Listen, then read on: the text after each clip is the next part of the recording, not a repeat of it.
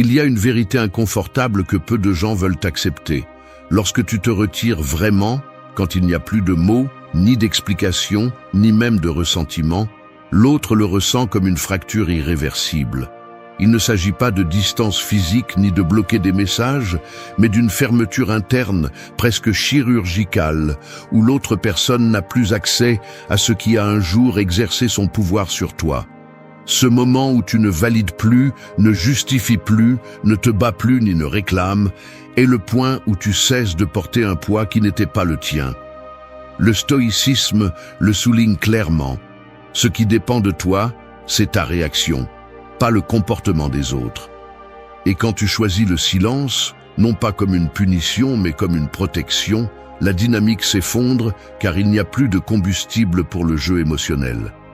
Beaucoup de gens craignent d'être froids ou détachés, mais la réalité est que cette coupure radicale est le seul langage qui interrompt des décennies de manipulation et d'épuisement.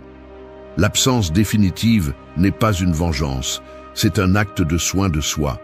Celui qui veut vraiment retrouver sa dignité et sa paix apprend à cesser de négocier avec celui qui ne sait que cumuler des dettes émotionnelles. Personne n'est obligé de rester prévisible, ni de faciliter le retour de celui qui cherche seulement à vérifier s'il peut encore tirer tes ficelles. La seule chose que tu dois te dire est ceci: le silence ne se malinterprète jamais, il ne se ressent que. La cohérence interne, bien qu'elle fasse mal au début, est le filtre définitif qui sépare le respect de soi de la dépendance. C'est ici que commence le processus de retrouver ton centre. 1. Retire ta présence, récupère ton pouvoir. La vérité est simple et brutale. Tant que tu es présent, tu continues à perdre. Ne te trompe pas. La fantaisie que ton absence fera réfléchir l'autre si tu laisses une porte entrebâillée n'est qu'un tranquillisant mental, une excuse pour ne pas affronter la peur de lâcher prise. Si tu maintiens ton énergie autour de cette relation, même si tu t'éloignes physiquement ou te tais pendant quelques jours, tu continues à participer au même jeu. C'est comme prétendre cesser de porter un sac à dos lourd juste parce que tu le lâches une minute, mais tu ne l'abandonnes jamais complètement. Il ne te surprendra donc pas que l'autre personne continue à calculer, à attendre ta réaction et à mesurer chaque silence de ta part comme s'il faisait partie d'une négociation. La seule façon de récupérer ton pouvoir est de couper l'accès à ton monde intérieur, sans explication, sans drame, sans message ambigu qui tente de provoquer des réponses. Celui qui cherche à justifier son retrait, en réalité, cherche à être poursuivi. À quoi bon maintenir cette dette émotionnelle? Si tu cherches encore à ce que l'autre comprenne, te reconnaisse ou se repente, tu es toujours lié, et ils ont la clé. Le véritable silence n'est pas l'absence de mots, c'est l'absence de disponibilité émotionnelle. Ce n'est pas une distance physique, c'est cesser d'organiser tes pensées et tes journées autour de ce que ce lien attend de toi. C'est ici que la plupart échouent. Ils confondent le distancement avec une arme, alors qu'en réalité, la seule force réelle réside dans le détachement total, dans l'indifférence établie depuis une clarté intérieure qui n'admet pas de retour en arrière. C'est inconfortable, car ton identité s'est probablement construite autour d'être ce pilier émotionnel, celui qui soutient, celui qui résout, celui qui ne disparaît jamais complètement. Mais cette image finit par être un masque qui n'accumule que de la frustration et te maintient dans une position de désavantage. Tu perds de l'énergie chaque fois que tu vérifies s'il y a des messages, chaque fois que tu hésites à répondre ou non. Chaque fois que tu analyses si ton silence est trop dur, chaque fois que ta paix dépend de la réaction de l'autre, tu as remis ton pouvoir. Il ne s'agit pas de faire l'indifférent, mais d'être indifférent. Le contrôle ne se récupère pas en quémandant des explications, ni en élaborant des silences stratégiques. Il se récupère quand tu cesses d'attendre, quand il n'y a plus aucune trace d'espoir de retour, quand tu acceptes que la relation telle que tu la connaissais est terminée pour toujours. Le retrait qui transforme n'est pas celui qui cherche à punir, mais celui qui ferme l'accès à ton énergie, celui qui cesse d'alimenter le cycle de dépendance et de manipulation. Si tu décides de te retirer, fais-le avec la conviction que tu n'as pas besoin d'être compris, ni pardonné, ni même regretté. Fais-le parce que ta dignité, ta sérénité et ton avenir pèsent plus que toute validation externe. Il y a ceux qui affirment vouloir la paix, mais qui restent attachés à l'attente d'une réaction, d'une excuse, d'une reconnaissance. Ce n'est pas la paix, c'est de la peur, déguisée en espoir. Si tu te justifies encore, tu attends toujours. Si tu vérifies encore ton téléphone en pensant à cette personne, tu cèdes toujours du terrain. La véritable liberté est interne et définitive. Le pouvoir revient lorsque l'accès se termine. Il n'y a pas de contrôle sans absence réelle. Ce ne sont pas de belles phrases, ce sont des vérités.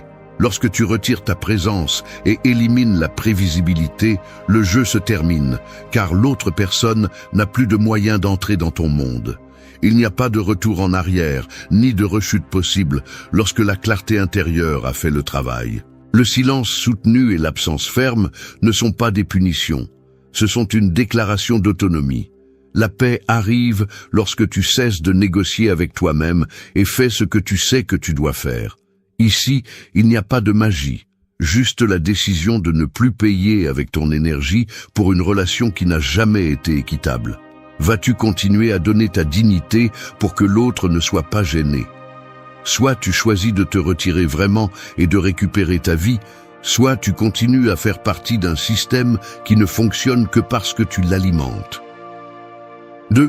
Le silence intérieur désarme toute manipulation.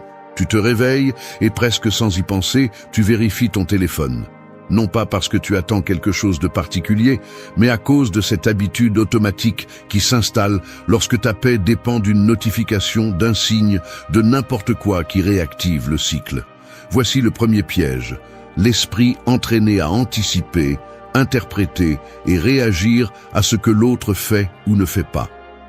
Derrière cette micro-action quotidienne se cache le véritable mécanisme de la manipulation émotionnelle, l'accès constant à ton espace mental. Le silence extérieur peut sembler suffisant, mais si à l'intérieur tu continues à tourner en rond sur la même histoire, si chaque geste de ta part est une réponse anticipée aux possibles mouvements de l'autre personne, alors le contrôle ne change jamais de main.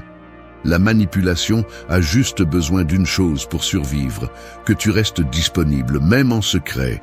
Le silence intérieur n'est pas ne pas parler, ne pas écrire, ne pas se montrer. C'est la décision de cesser d'organiser ta vie émotionnelle autour des réactions de quelqu'un d'autre. C'est le moment où tu cesses de penser des phrases que tu ne diras jamais, où tu cesses d'imaginer des scénarios dans lesquels tu es compris, recherché ou valorisé. La véritable coupure se produit lorsque l'autre n'occupe plus le centre de la salle dans ton esprit, lorsque ces mouvements cessent d'importer parce que tu as changé le point de référence. C'est là que le jeu se désarme, parce que toute manipulation se nourrit de l'attente, de l'espoir d'une réponse, de l'espace mental que tu continues à céder en silence. À l'instant où tu deviens neutre à l'intérieur, l'autre perd la carte. Il ne sait plus comment entrer, ni quelle manette toucher, parce que ton monde cesse de tourner autour de sa présence ou de son absence. Cette neutralité n'arrive pas par accident. C'est le résultat d'identifier, un par un, les pensées automatiques qui te maintiennent lié. La justification, la fantaisie de rédemption, la peur d'être le méchant en coupant l'accès. Ça fait peur, parce que cela implique d'accepter qu'il n'y a plus de dette émotionnelle à payer, ni d'explication à donner, ni d'avenir à négocier. Pourtant, là réside la force. Ton énergie est un territoire privé. Personne n'entre sans permission. Cette clarté intérieure est ce qui désarme toute tentative de te tirer à nouveau dans l'ancienne dynamique. Lorsque ton silence cesse d'être une tactique et devient une conséquence naturelle de ton changement intérieur, la manipulation se heurte à un mur invisible. Il n'y a rien à négocier, car il n'y a plus de marchandises en offre. Il n'y a pas de réaction, car l'attente a été démantelée à la racine. Le conflit intérieur le plus difficile surgit lorsque l'esprit insiste pour chercher une clôture, une justice ou une reconnaissance. Mais la réalité est simple. Toute tentative d'explication ou de justification restaure la dynamique précédente, redonne le contrôle à l'autre et rouvre la blessure. Maintenir le silence intérieur est en essence maintenir ta propre valeur sans avoir besoin de témoins. Il ne s'agit pas de bloquer les émotions, mais de cesser d'investir de l'énergie en celui qui ne sait que prendre et jamais rendre. Tu t'entraînes à laisser passer l'impulsion de réagir, à ne pas chercher de signes là où tu trouvais auparavant du sens. Ici, la seule cohérence qui compte est celle que tu as avec toi-même. La neutralité est la véritable clôture. Le reste n'est que bruit qui te détourne. Lorsque ta vie mentale n'orbite plus autour de cette relation, l'autre le ressent, même sans mots. C'est l'absence totale de disponibilité qui détruit finalement toute tentative de manipulation. Et alors, pour la première fois depuis longtemps, tu récupères le contrôle réel, celui de ton attention, de ton énergie et de ton avenir. 3. N'explique pas ton absence, protège ta paix. Il y a une partie de toi qui veut encore expliquer. Pas par gentillesse ni par justice, mais par un mélange de peur et de besoin de reconnaissance. Cet élan presque automatique de justifier ta distance, de laisser entendre que tu ne pars pas par caprice, que ton absence a des raisons, que tu n'es pas le méchant de l'histoire. C'est inconfortable de l'admettre, mais sous cette urgence de t'expliquer se cache le résidu le plus persistant de la dépendance émotionnelle. La peur d'être mal compris, de passer pour froid, égoïste ou celui qui n'a pas assez lutté, peut te pousser à rédiger des messages qui ne guérissent rien, qui réinstallent simplement le vieux cycle. C'est ici que l'auto-analyse devient brutalement nécessaire. Expliques-tu ton absence pour clore le chapitre ou pour laisser ouverte la porte de ta validité face à l'autre? Parce que chaque explication, chaque tentative de nuancer ton retrait n'est pas de la neutralité. C'est un investissement émotionnel déguisé, un signe que tu cherches encore un impact, une compréhension ou une réaction. La clarté apparaît quand tu vois que l'acte d'expliquer n'est plus par respect, mais par peur de perdre le contrôle narratif de l'histoire. Analyser ce mécanisme avec honnêteté est inconfortable, mais absolument nécessaire si l'objectif est de protéger ta paix.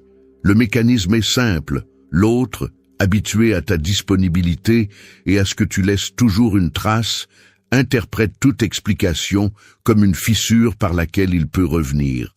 Peu importe qu'il s'agisse d'une explication longue ou d'un message court, dans les deux cas, l'accès se réactive.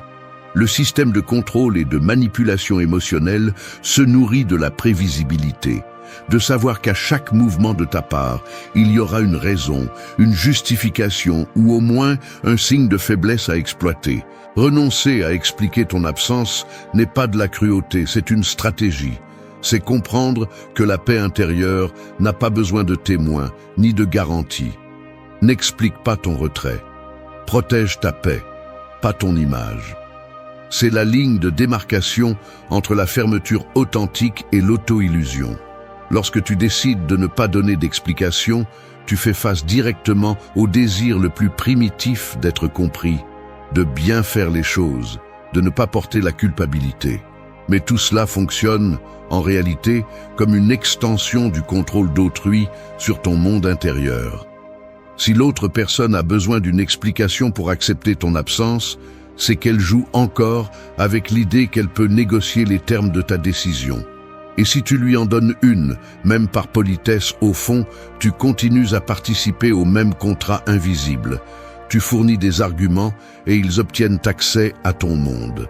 La véritable issue est d'accepter que ta paix vaut plus que n'importe quelle narration, plus que n'importe quelle clôture formelle ou validation externe. L'explication est un pont qui ne sert qu'à le traverser à nouveau. L'autonomie personnelle commence lorsque tu es capable de supporter ce vide inconfortable qui reste lorsque tu te retires sans donner de version, lorsque tu supportes le poids de ne pas être compris, et pourtant, choisis de ne pas intervenir dans ce récit. L'analyse stratégique est claire. Chaque fois que tu expliques, tu perds du terrain.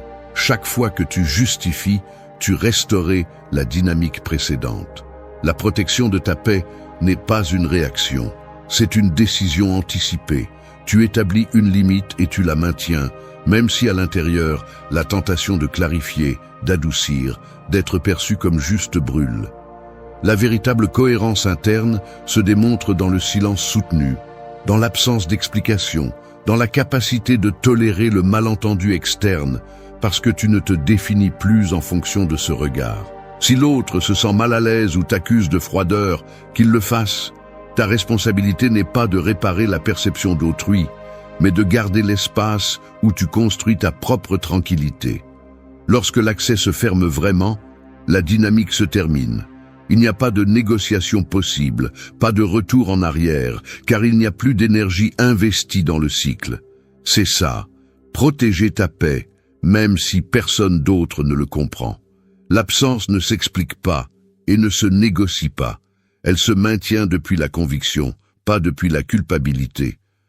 Voici le prix de la liberté intérieure, choisir ta paix, même si cela signifie renoncer à ce que l'autre comprenne. 4. Brise la prévisibilité, brise le cycle. Une horloge à pendule, oscillant dans la pénombre, marque le rythme d'une routine qui ne change pas. Chaque mouvement est prévisible, chaque son anticipé et, bien qu'à première vue cela semble inoffensif, ce va-et-vient constant soutient l'illusion que tout reste sous contrôle. C'est ainsi que fonctionne la prévisibilité dans une relation brisée. Tu es le pendule qui ne s'arrête jamais, délivrant des signaux, des réponses, des gestes que l'autre connaît déjà par cœur. Le cycle se nourrit de ces petits automatismes. Le salut qui ne manque jamais, la réaction prévisible face à un message ambigu, la pause exacte avant de répondre à une réclamation, l'explication qui arrive toujours, même si tu jures que ce sera la dernière. Chacune de ces micro-actions expose la carte interne de ta disponibilité, et tant que tu restes dans ce rythme, l'autre sait exactement où appuyer pour obtenir ce qu'il cherche. Briser le cycle implique d'abord de cesser de te mouvoir au rythme que l'autre attend. Il y a un moment concret, presque physique, où tu cesses de répondre de manière automatique. Le téléphone vibre et tes mains ne se précipitent plus sur l'écran. La pensée de clarifier ou de justifier se présente, mais tu ne la laisses pas avancer. C'est un changement qui se ressent dans le corps, le regard qui ne cherche plus des traces d'approbation, le dos qui se redresse quand tu décides de ne pas entrer dans le jeu habituel, le silence qui n'est plus une pause stratégique, mais une absence complète d'attente. L'autre perçoit cette rupture, même dans les détails les plus subtils. Une phrase qui n'arrive pas, un geste qui ne se répète pas, une absence qui ne se comble pas par des sous-entendus ni des explications. Tout à coup, la routine se brise et ce vide déroute, car il n'y a plus de point d'appui pour mesurer ta réaction.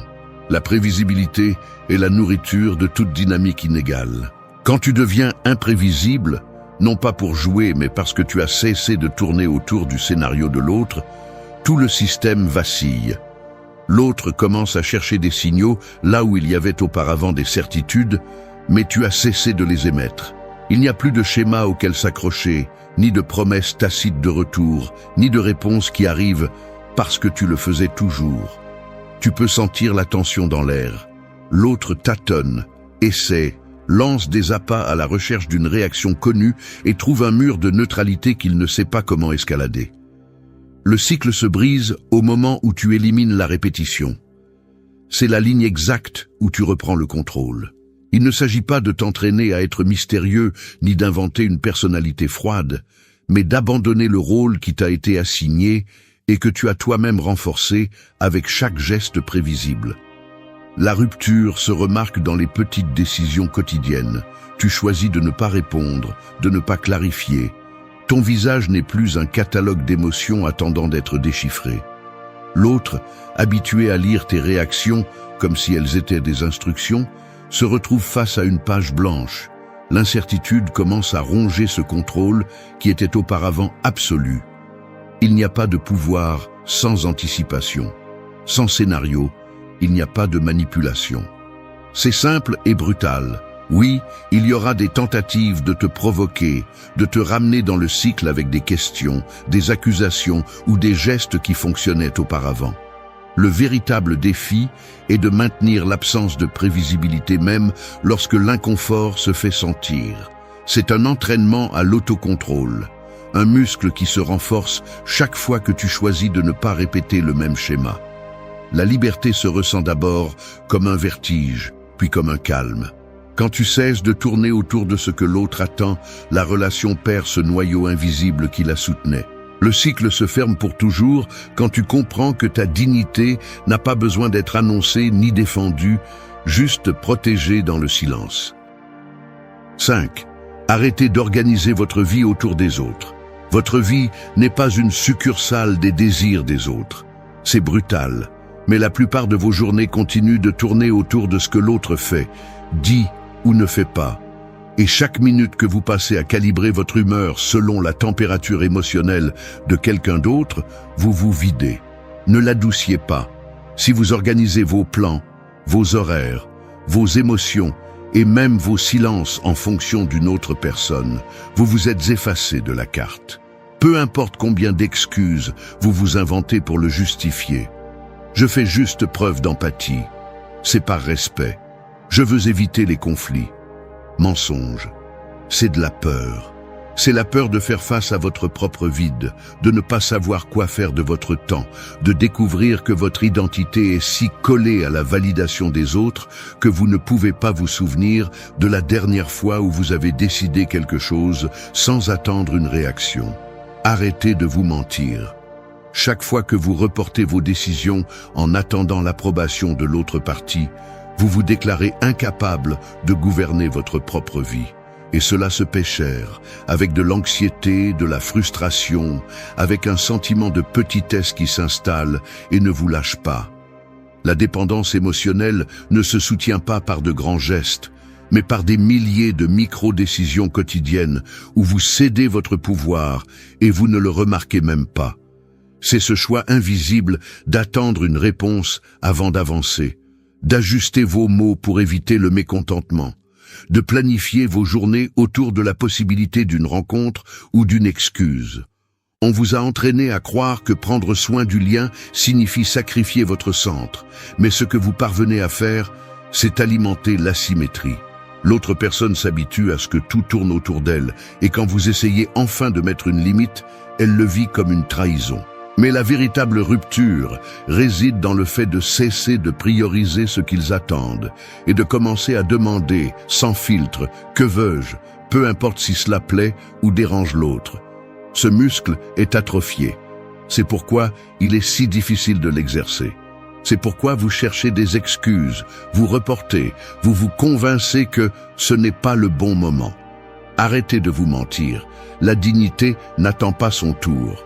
Lorsque vous cessez d'organiser votre vie autour des autres, il ne s'agit pas seulement de couper un contact ou de bloquer un numéro. Il s'agit de reprogrammer votre esprit pour cesser de demander en silence si ce que vous faites sera bien vu ou si cela provoquera une réaction. C'est un entraînement inconfortable. On a l'impression d'être nu en public, sans le refuge de cette attente constante. Mais c'est là que commence la reconstruction. Parce que personne ne va vous rendre le temps perdu, ni récompenser votre sacrifice silencieux. La seule chose que vous parvenez à faire, en étant le satellite de quelqu'un d'autre, c'est de vous perdre dans l'orbite de ses besoins.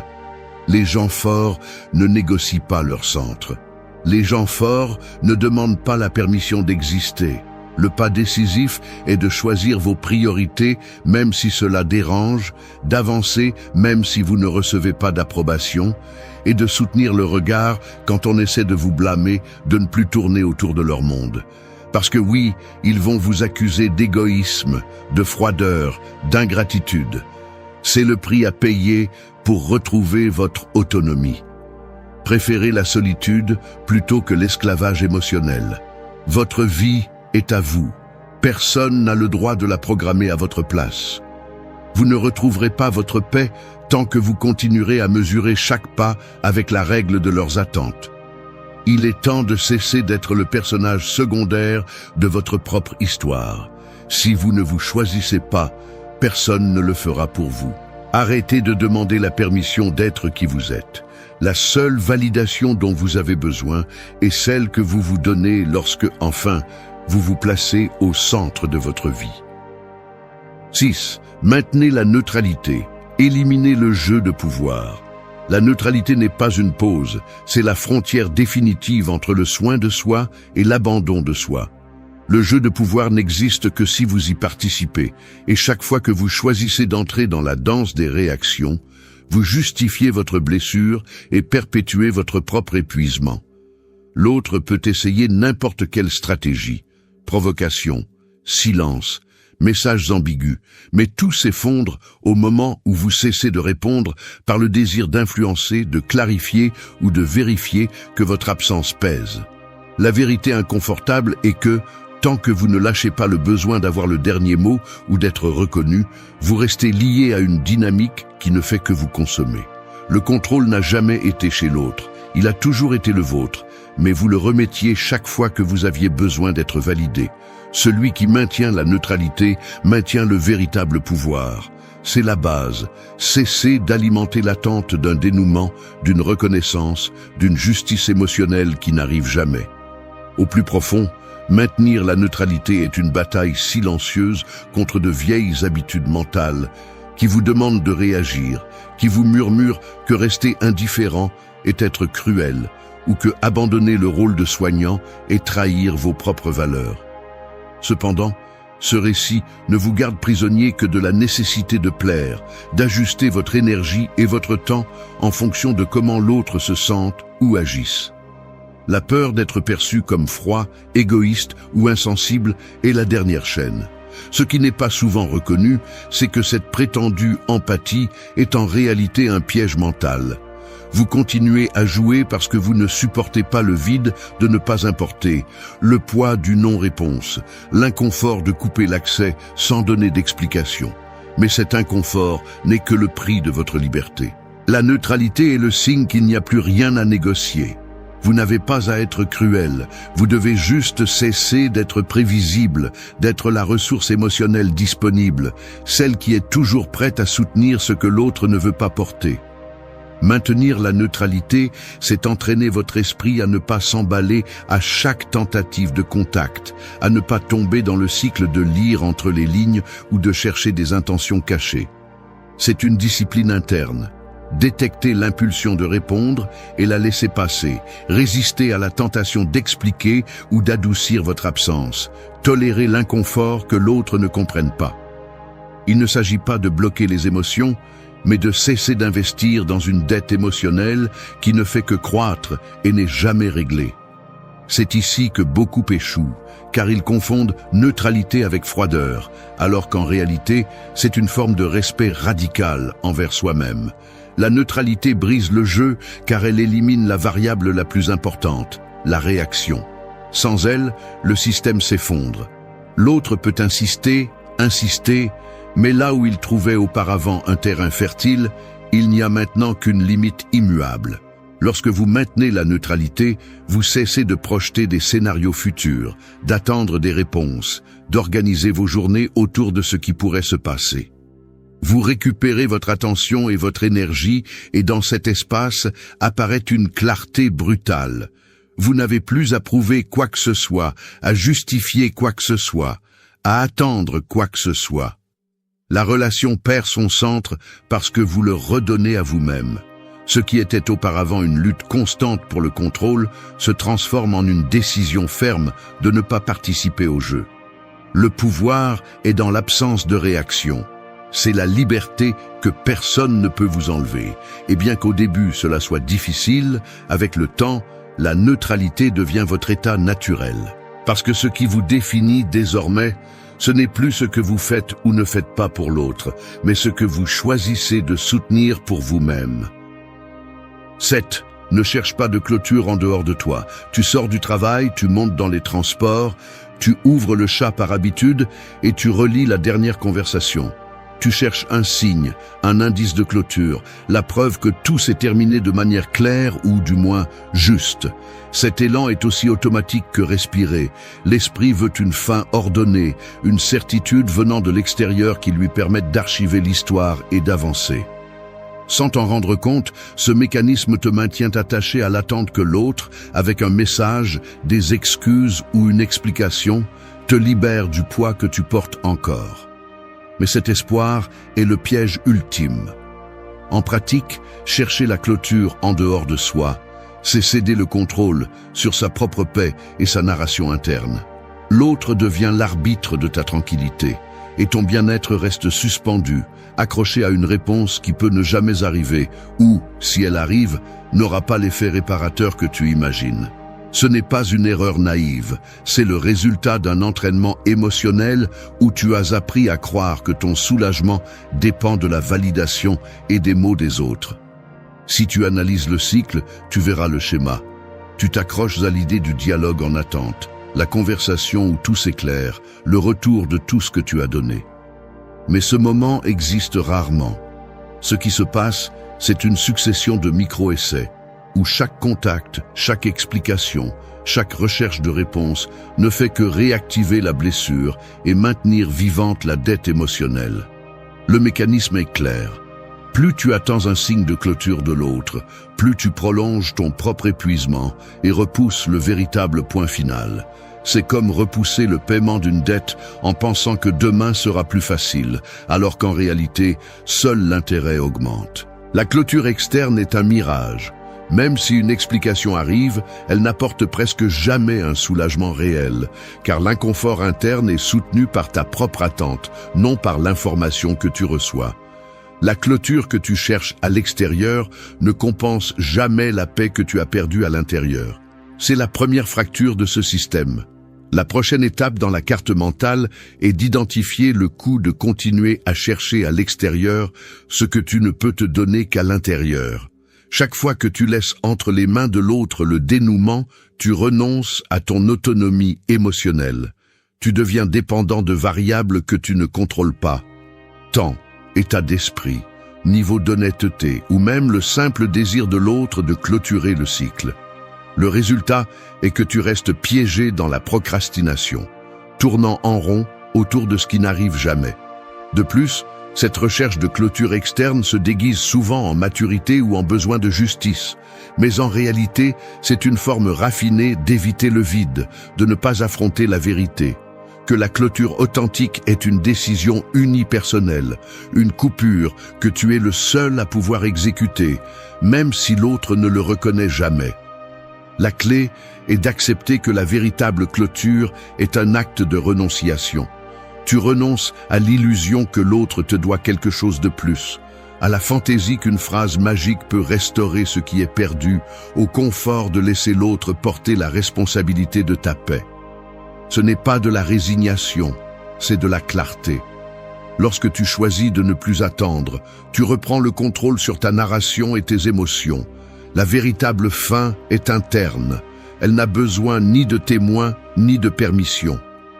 L'énergie que tu investissais auparavant à vérifier, supposer ou anticiper revient maintenant à toi et commence à reconstruire ce que le cycle a usé. Accepter que l'autre ne sera pas celui qui te fermera la porte est inconfortable, mais libérateur. Cela t'oblige à regarder à l'intérieur et à te dire, sans fioriture, que tu ne vas plus dépenser ton énergie pour quelqu'un qui ne peut, ne veut ou ne sait pas te donner la clôture que tu mérites.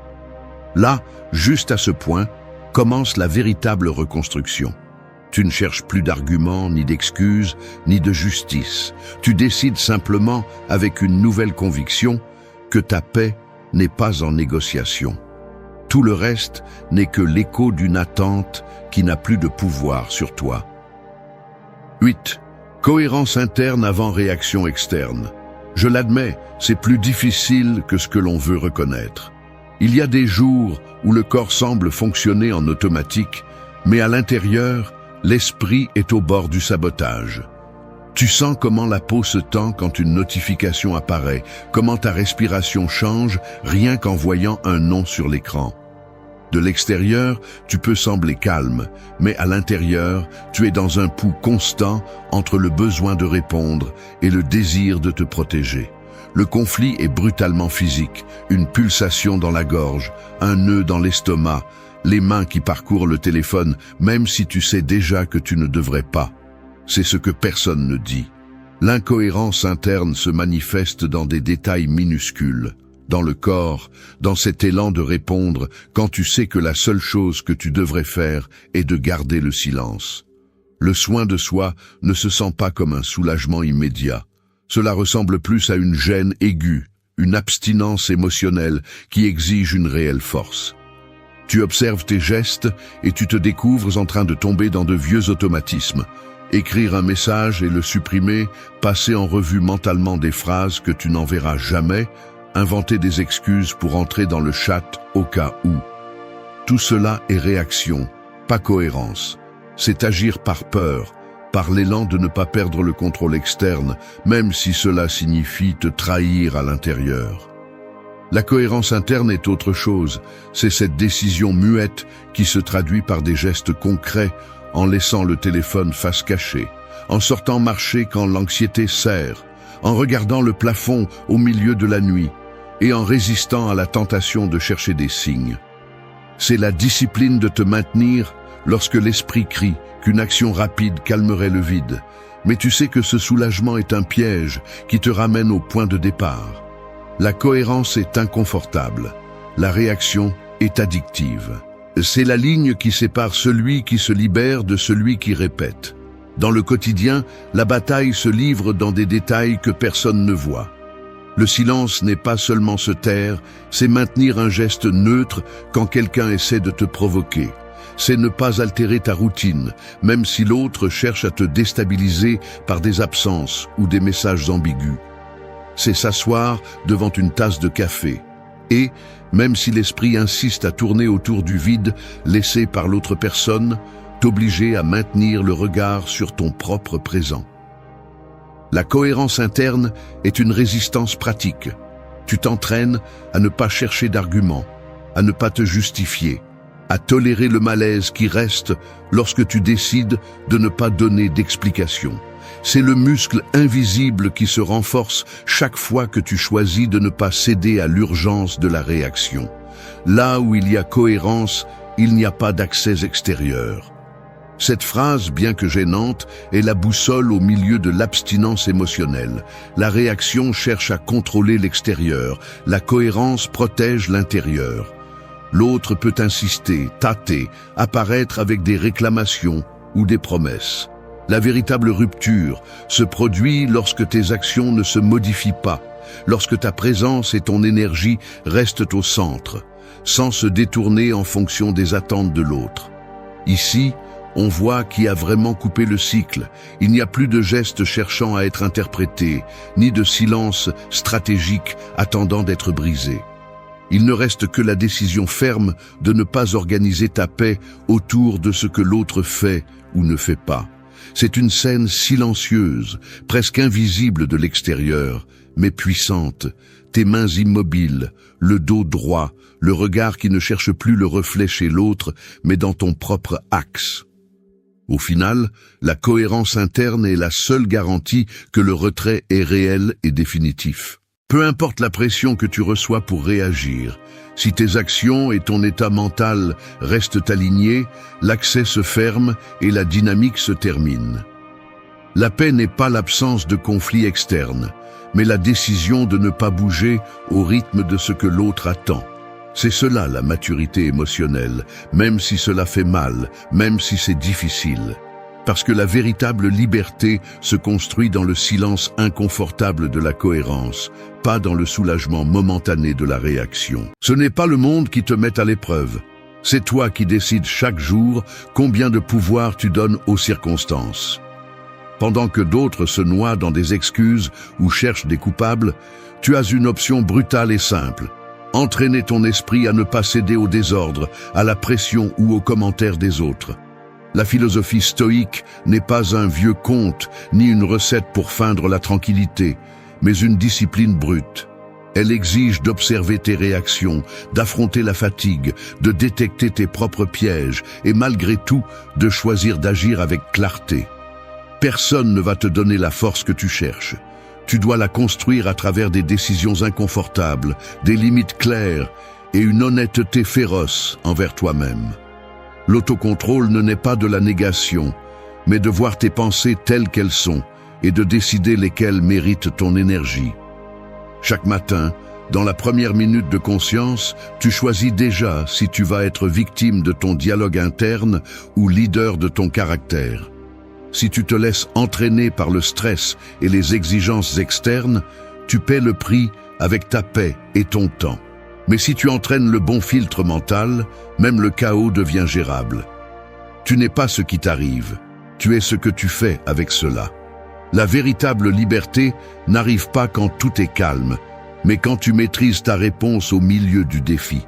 C'est un chemin exigeant mais réel, 8 leçons pratiques, sans fioritures ni promesses vides, pour durcir ton esprit, prendre soin de ton corps et transformer tout revers en matière première pour ta croissance. 1. Maîtrisez votre réaction face au chaos. Le chaos n'est pas le problème c'est vous, ou plutôt la manière faible et automatique dont vous réagissez chaque fois que la vie vous pousse hors de votre zone de confort. La plupart des gens ne veulent pas entendre cela. Ils préfèrent justifier leurs explosions, leur anxiété ou leur attitude défaitiste parce que tout est très difficile, parce que ce n'est pas juste, parce que je n'en peux plus. Mais ces explications ne tiennent pas une seconde sous le regard de la philosophie stoïque.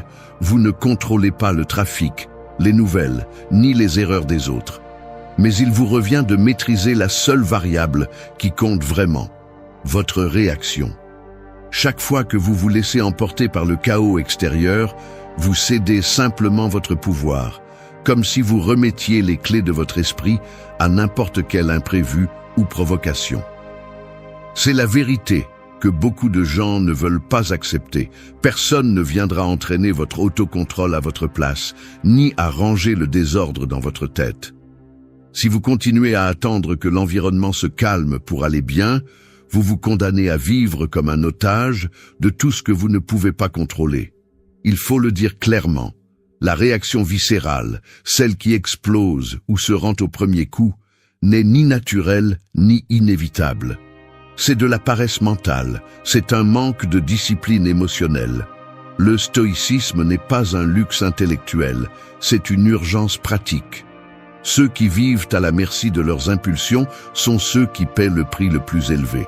Relations brisées, projets qui n'avancent jamais, santé qui se détériore à cause du stress chronique. Assez de se cacher derrière des phrases comme « c'est comme ça que je suis » ou « je ne peux pas l'éviter ». Oui, vous pouvez l'éviter, mais cela nécessite d'arrêter de chercher des excuses et de commencer à entraîner votre esprit comme vous entraîneriez un muscle faible. Chaque fois que vous choisissez de ne pas réagir immédiatement, mais d'observer, de respirer et de répondre avec clarté, vous brisez un vieux schéma. Et là, vous retrouvez votre pouvoir. Il ne s'agit pas de vous réprimer. Il s'agit de décider qui commande dans votre vie, le chaos extérieur ou votre caractère. La prochaine fois que vous ressentirez cette urgence de crier, de vous défendre, de vous rendre ou de blâmer les autres, réalisez que cette réaction n'est pas une obligation. C'est une leçon, c'est le rappel que votre véritable force se mesure juste dans ces secondes inconfortables où vous pourriez perdre le contrôle, et pourtant vous choisissez de rester ferme. Les stoïciens ne nient pas les émotions ni ne font semblant que tout va bien. Ils les reconnaissent, mais ne se laissent pas kidnapper par elles. Ce qui vous affaiblit, ce n'est pas le chaos, mais votre incapacité à rester lucide quand tout brûle autour de vous. L'autocontrôle, bien que difficile, vaut toujours plus que la gratification instantanée de lâcher tout ce qui vous passe par la tête. Tenir bon n'est pas une faiblesse, c'est de la discipline. La sérénité ne se donne jamais, elle s'entraîne, elle se conquiert à force d'efforts et de répétitions. Ne vous trompez pas, tant que vous continuerez à blâmer les circonstances et les autres pour vos explosions, vous resterez tout aussi vulnérable. Le monde ne va pas s'adapter à votre état émotionnel. Si vous ne maîtrisez pas votre réaction, vous devenez une marionnette de l'environnement. Mais quand vous choisissez de répondre avec calme et détermination, même si le monde s'effondre, vous restez debout. Vous n'êtes pas victime du chaos, vous êtes responsable de votre réponse. Chaque réaction est un investissement dans votre caractère, ou une dette émotionnelle que vous devrez ensuite rembourser. Maîtrisez votre réaction, et le chaos cesse d'avoir du pouvoir sur vous. 2. Choisis tes pensées au réveil. Le réveil sonne, et avant même que tu décides de bouger, une avalanche de pensées s'infiltre déjà dans ton esprit. Sans t'en rendre compte, tu ouvres les yeux et la première chose que tu fais est de vérifier ton téléphone. Message, notification, une mauvaise nouvelle. Ton corps n'a même pas quitté le lit, mais ton esprit porte déjà le poids de l'anxiété, de la comparaison et de l'urgence de répondre à tout. Peu importe que tu aies dormi 8 heures ou 3, si tu ne choisis pas quelle pensée tu laisses entrer dans les premières minutes, tu te réveilles avec une dette émotionnelle qui conditionne toute ta journée. C'est justement là, dans cet instant presque invisible, que ton caractère commence à se décider. Car ce que tu acceptes comme pensée au réveil finit par marquer le filtre à travers lequel tu interprètes chaque situation, chaque visage, chaque mot que tu entends ensuite. Le mécanisme est simple mais dévastateur. Si tu te lèves et laisses ton esprit recycler l'inquiétude d'hier, ou la critique que tu as entendue, ou la sensation de ne pas atteindre ce que tu devrais, tu as déjà remis le gouvernail. La journée commence, et sans t'en rendre compte, tu interagis déjà depuis la fatigue, la plainte ou la résignation. Ce premier dialogue interne est souvent brutalement automatique. Le temps ne va pas suffire. Encore la même chose. Sûrement quelque chose va mal tourner. L'esprit, sans entraînement, s'accroche au vieux schéma parce que c'est confortable, connu. Il ne s'agit pas de magie ni de positivisme superficiel. Il s'agit de comprendre qu'au réveil, tu as une opportunité minimale mais réelle de choisir le ton émotionnel avec lequel tu vas répondre au monde. Le stoïcisme, loin de te demander d'ignorer la fatigue ou la difficulté, exige que tu prennes le contrôle de tes pensées avant qu'elles ne te contrôlent. C'est ici que le véritable conflit apparaît. Beaucoup s'attendent à se sentir motivés de manière spontanée, comme si l'enthousiasme devait venir en premier pour ensuite agir. Mais la réalité est autre. La qualité de ta journée ne dépend pas des conditions externes, même pas de la façon dont tu as dormi, mais de la discipline consciente d'installer des pensées utiles à peine tu ouvres les yeux. Tu peux laisser le pilote automatique te mener directement à l'autocompassion ou à la plainte, où tu peux expérimenter l'effort inconfortable de choisir une idée qui te sert. Il ne s'agit pas de répéter des phrases vides, mais de te demander quelle décision tu vas prendre concernant ce que tu penses de toi, de ta journée et de tes défis. Personne d'autre ne peut faire ce travail à ta place. C'est une décision qui nécessite lucidité et un minimum de courage mental. Parce que c'est difficile, parce que c'est plus facile de se laisser porter par le flux de ce que tu connais déjà, même si cela t'épuise. Il y a une vérité simple que beaucoup préfèrent ignorer. La première pensée de la journée est une graine. Si tu plantes de la résignation, tu récoltes de la résignation. Si tu choisis le courage, même s'il est petit, tu es déjà en train d'entraîner le muscle qui te soutiendra lorsque la journée se compliquera. Ce n'est pas un miracle, c'est un exercice. Le stoïque ne nie pas la réalité, mais ne s'y rend pas non plus avant de l'avoir affrontée. Il choisit son attitude, même lorsque le corps pèse et que l'esprit doute. La liberté commence dans l'esprit et se pratique au réveil. Peu importe ce qui vient après. Ce que tu décides de penser dans ces premières minutes ne résout pas tous tes problèmes, mais définit d'où tu vas les affronter. Choisis avec courage. Personne ne peut contrôler ce qu'il pense pendant son sommeil, mais il peut contrôler avec quelle pensée il commence la journée. C'est cela le leadership intérieur. 3. Remets en question et transforme ton dialogue intérieur. Je vais être direct. La plupart du temps, je ne me suis pas rendu compte de combien de déchets mentaux j'ai laissé passer sans filtre. Je ne parle pas de grandes tragédies, mais de ce murmure permanent dans la tête qui ne s'arrête jamais et qui, si l'on ne le remet pas en question, finit par dicter l'humeur, l'énergie et même la perception de ce qui est possible. C'est inconfortable de l'admettre, mais souvent, le pire saboteur n'a pas été l'environnement ni les circonstances, mais la collection de phrases automatiques et de jugements internes que j'ai acceptés comme des vérités indiscutables. Ce dialogue intérieur, qui semble simplement narrer la vie, fonctionne en réalité comme un éditeur impitoyable. Il sélectionne le négatif, exagère les risques, minimise les réussites et transforme chaque erreur en un motif de honte ou d'abandon. Le problème est que, si tu laisses ce mécanisme fonctionner en automatique, tu finis par vivre sous une sorte d'hypnose émotionnelle. Ce que tu ne remets pas en question te contrôle. La racine de ce piège n'est pas seulement émotionnelle, elle est aussi logique. Depuis notre enfance, nous apprenons à interpréter les faits à travers des filtres hérités, ce que les autres ont dit, ce qui a fonctionné un jour pour nous protéger, ce que la culture récompense ou punit. Ces filtres demeurent même lorsqu'ils ne servent plus. Le résultat, face à tout contretemps, l'esprit active le même scénario. Je ne peux pas, c'est trop, je vais sûrement échouer, je ne vaux pas assez. Personne ne t'oblige à penser ainsi, mais l'habitude fait que ces phrases sonnent familières, même réconfortantes, bien qu'elles soient destructrices. L'esprit non entraîné préfère le connu à l'utile, car le nouveau exige effort et vulnérabilité. C'est pourquoi le premier pas est toujours d'observer avec une brutalité honnête comment tu te parles, quel ton tu utilises, quels mots tu répètes quand personne ne t'écoute. Il n'y a pas de force sans cette auto-vigilance. Si tu n'identifies pas le circuit mental qui te fragilise, il sera impossible de le démonter. Voici une décision stratégique.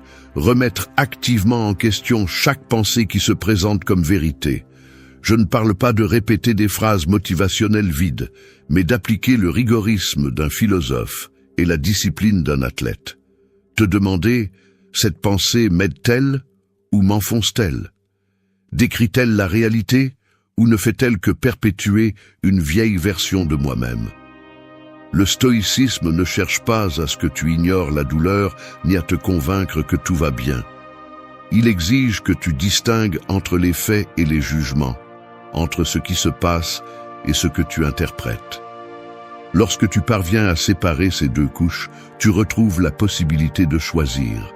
C'est ça le vrai pouvoir. Le pouvoir sur ton interprétation, pas sur le monde. Il y a des pensées qui pèsent comme une dette silencieuse. D'autres fonctionnent comme des moteurs d'action et de clarté.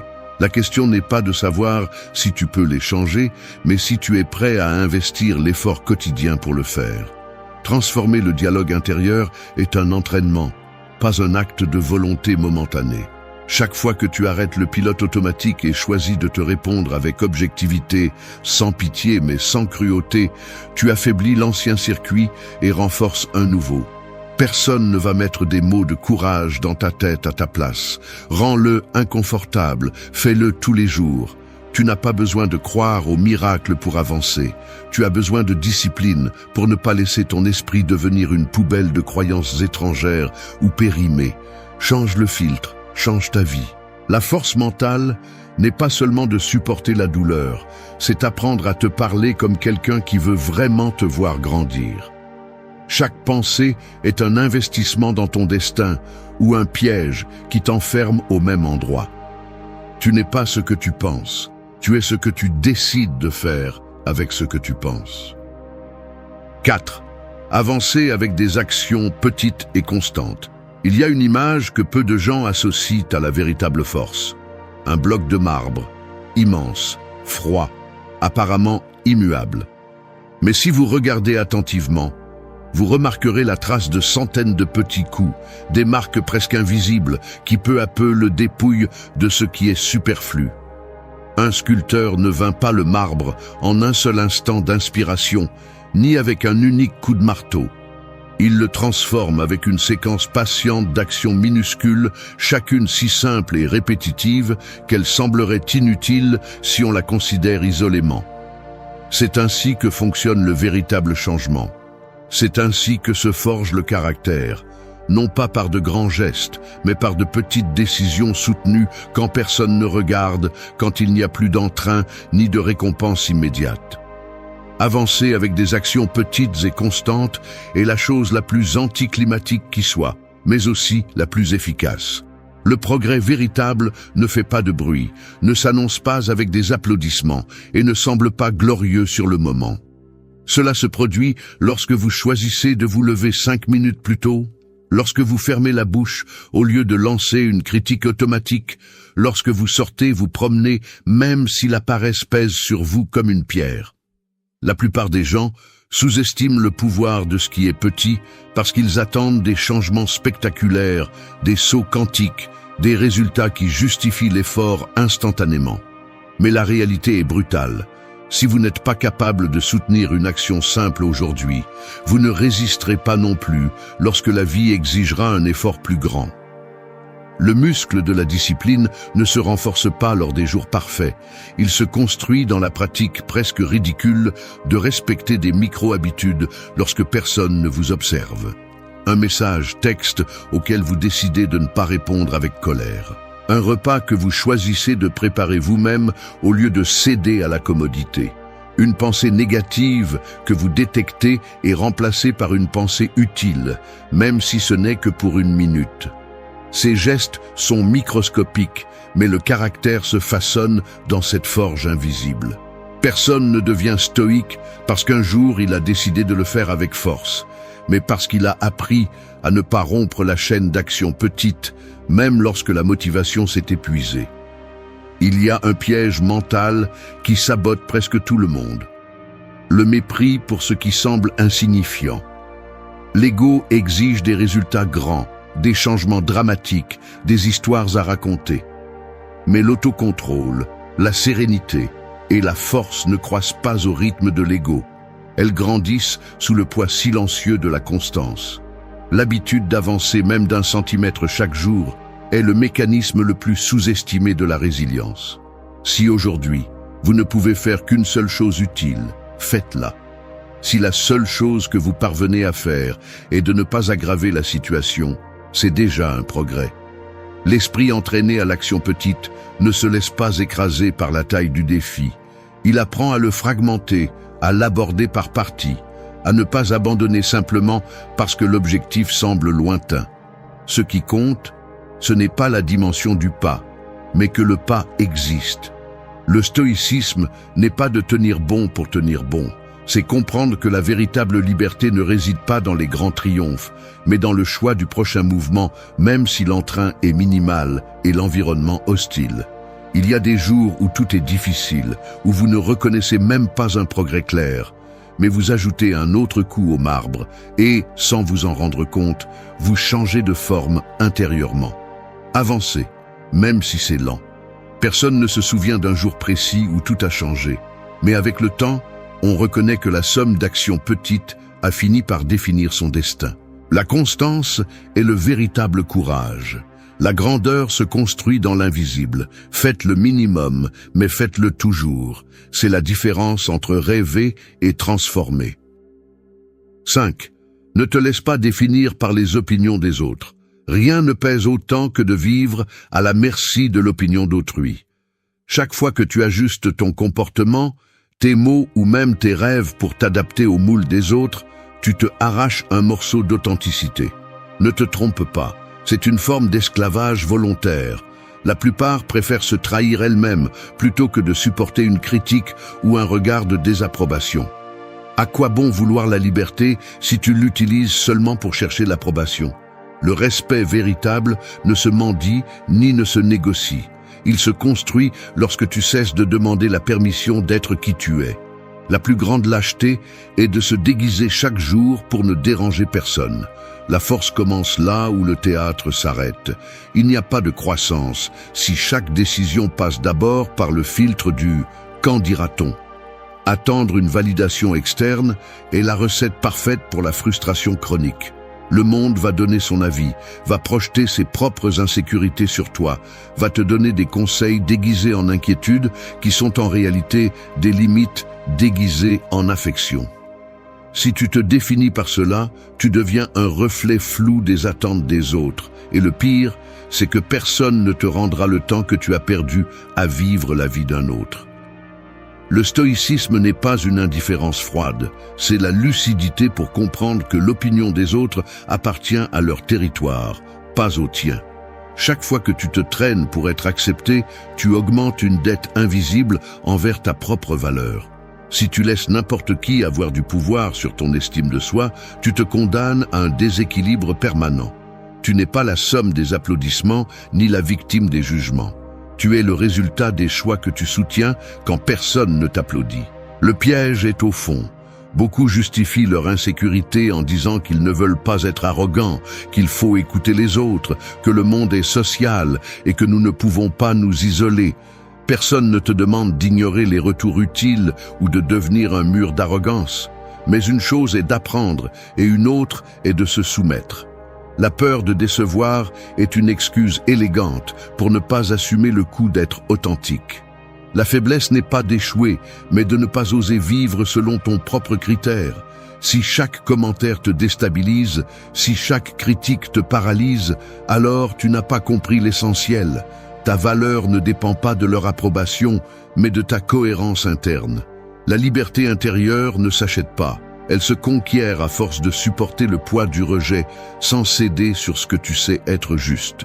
Le véritable autocontrôle implique de décider qui a la permission d'influencer ton esprit. Si tu permets aux attentes externes de dicter tes limites, tu resteras piégé dans une cage invisible. La plupart vivent en attente d'applaudissements, mais finissent épuisés par l'anxiété de ne pas appartenir. Je te répète une phrase pour te le rappeler. Tu n'es pas responsable des fantasmes ni des peurs des autres. Personne d'autre ne va se battre pour ton intégrité. C'est un travail qui t'incombe exclusivement. Si un jour tu as douté de ta valeur parce qu'un autre ne l'a pas reconnue, il est temps de briser ce mécanisme. Le caractère se forge lorsque tu choisis de décevoir les autres plutôt que de te trahir toi-même. La sérénité arrive lorsque tu cesses de demander la permission d'être qui tu es. La vie est trop courte pour laisser les opinions des autres te définir. Entraîne ton esprit à écouter sans supplier et à avancer même si tu es jugé. Ne cherche pas à appartenir là où tu dois cesser d'être toi. C'est une trahison, pas une adaptation. 6. Renforce ton corps et ton esprit ensemble. Le confort affaiblit à la fois l'esprit et le corps. C'est la vérité que presque personne ne veut accepter. Si ton corps vit en mode économie, ton esprit fera de même. Nous voulons de la clarté, de l'énergie et de la force émotionnelle. Mais nous passons notre journée assis, respirant superficiellement, engloutissant n'importe quoi et attendant des miracles de motivation. La compassion moderne dissimule la négligence physique avec de belles phrases sur « s'accepter », mais la réalité est qu'un corps faible devient un fardeau émotionnel. Lorsque tu ne t'entraînes pas, tu ne perds pas seulement ta santé, tu perds aussi ton estime de soi. L'autocontrôle ne naît pas de la théorie, il se forge dans l'inconfort physique. Les stoïciens le savaient, ils renforçaient l'esprit en affrontant la fatigue, le froid, la faim, l'effort inconfortable. Non pas par masochisme, mais parce qu'ils comprenaient que la volonté s'entraîne comme un muscle et que l'esprit seul ne résiste pas si le corps se rend à la moindre pression. Je l'ai vu dans ma propre vie. Les jours où le corps est abandonné, l'esprit devient plus vulnérable à l'anxiété, à la paresse et à l'autocritique. Il est difficile d'admettre que la fatigue mentale n'est souvent pas un mystère psychologique, mais le résultat direct de l'inertie corporelle. Le corps et l'esprit ne sont pas des compartiments étanches, ils forment une seule machinerie. Si l'esprit est saturé de stress, mais que le corps ne libère jamais cette tension, le résultat est un état d'accablement chronique qui ne se résout pas avec des pensées positives. L'énergie mentale a besoin de racines physiques.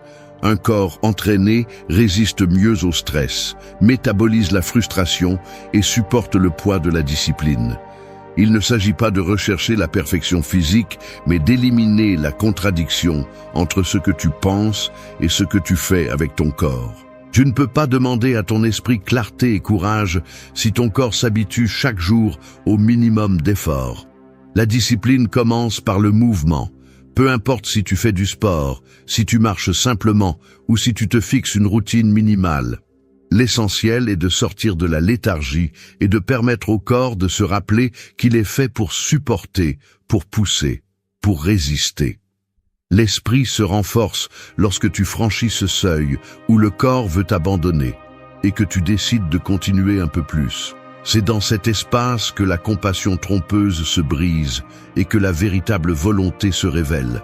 C'est dans l'effort physique que se manifestent les mêmes mécanismes mentaux qui te sabotent dans la vie quotidienne. Le désir de s'arrêter, l'excuse facile, la plainte, l'idée que cela ne vaut pas la peine. Si tu t'entraînes à ne pas céder à ces voix pendant l'exercice, tu commences à transférer ce même schéma de résistance au reste de ta vie. L'esprit qui apprend à soutenir l'effort physique le réplique ensuite dans chaque discussion difficile, dans chaque moment de doute, dans chaque tentation d'abandonner un projet. Il ne s'agit pas de devenir un athlète ni de rechercher une reconnaissance externe. Il s'agit de comprendre que chaque petit acte de discipline corporelle est un message à ton esprit. Je suis capable de supporter plus que je ne le crois. Je ne me rends pas face à l'inconfort. Ce message, répété chaque jour, commence à briser les vieilles habitudes de fuite et de résignation.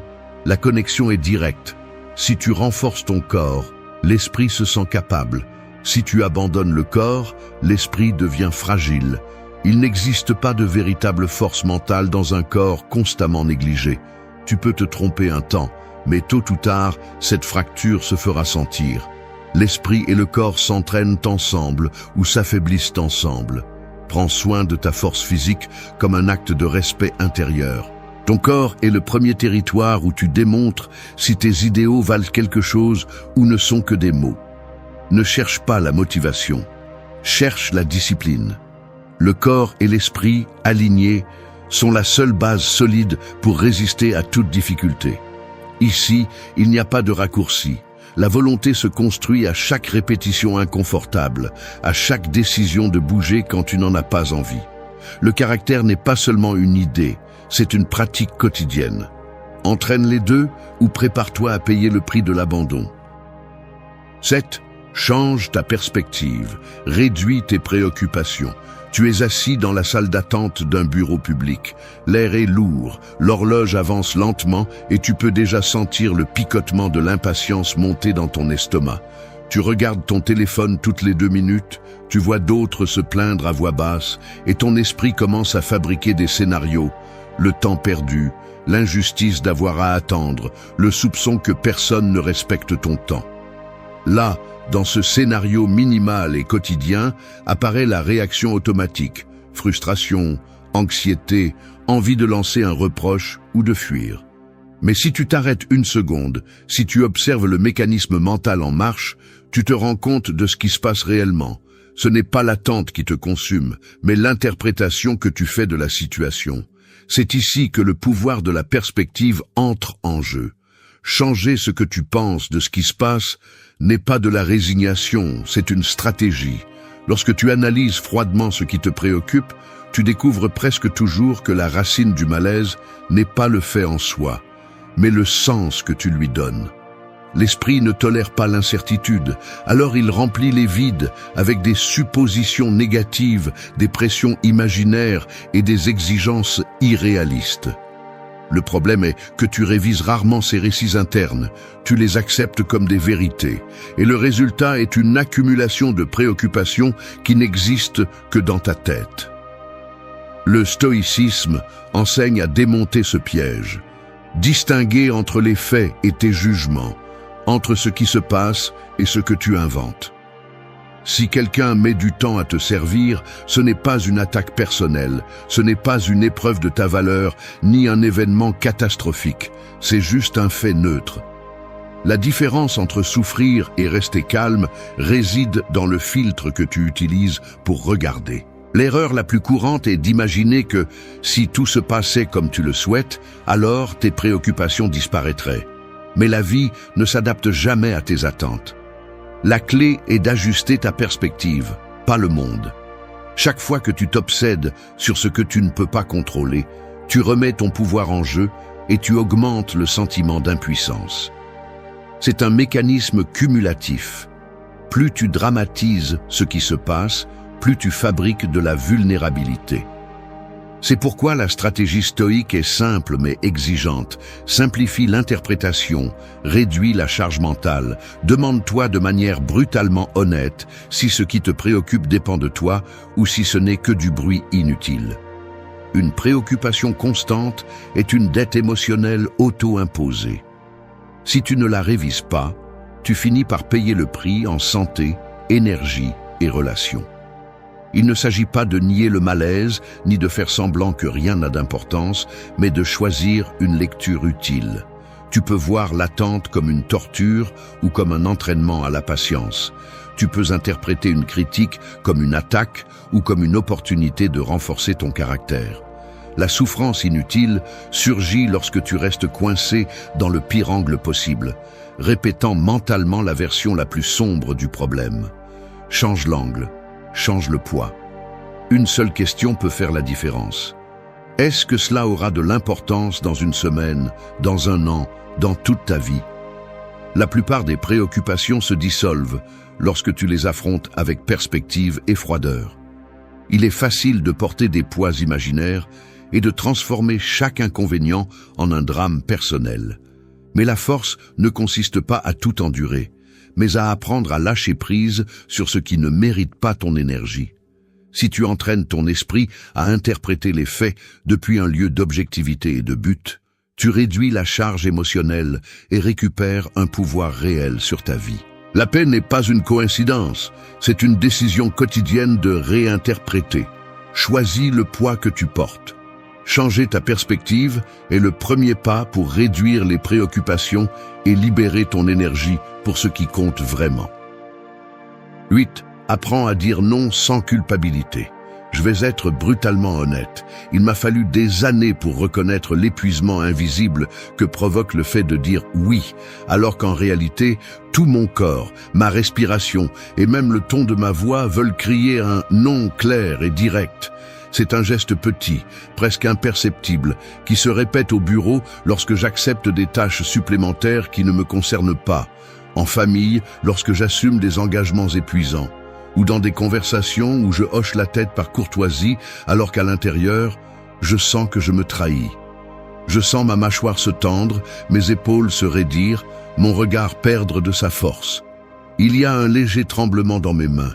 Une gêne dans ma poitrine, comme si chaque concession était une dette qui se multiplie et qui, tôt ou tard, finit par vider mon énergie et mon estime de soi. Le plus grave, c'est que ce mécanisme s'installe de manière si automatique, si normalisée, que je ne le remets même pas en question. Dire oui, par peur de décevoir, est une fuite de pouvoir. La véritable fracture ne se produit pas à l'extérieur, mais à cet instant où j'abandonne mon jugement juste pour éviter un moment désagréable ou une réaction inconfortable des autres. Je vois les conséquences chaque jour, et elles sont plus physiques qu'il n'y paraît.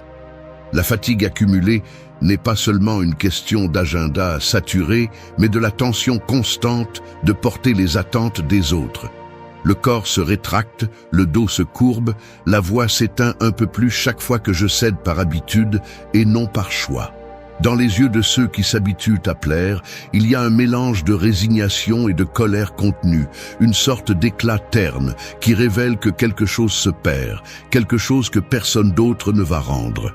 Dire non est inconfortable, je le sais, car cela brise la chaîne d'approbation, mais c'est le seul moyen de récupérer le poids de tes propres décisions. Il ne s'agit pas de devenir insensible, ni de vivre sur la défensive. Il s'agit de ne plus permettre que l'agenda émotionnel des autres devienne le tien. L'entraînement stoïque ici est simple en théorie et brutal en pratique.